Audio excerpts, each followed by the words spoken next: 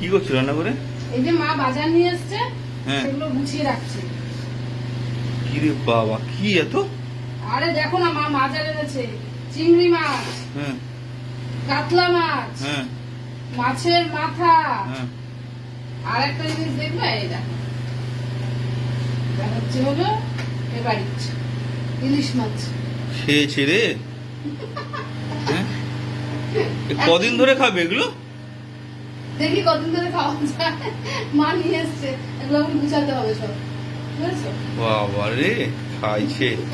এ তো মাসের অর্ধেক বাজেট নষ্ট করে দিলে। অমনি বলো না, অমনি বলো নাকি? কত টাকার মাছ বলো তো ইলিশটা? এ তো তোমার 1000 টাকা করে দিয়েছি। তাহলে দুখানা ইলিশ আছে। হ্যাঁ, চিংড়ি, ওরে বাবা রে, পয়সা এত কোথায় পাবো? তোমার স্ট্রোক হয়ে যাবে, তুমি যাও, আমি রান্না করে দেবো, তুমি খেয়ে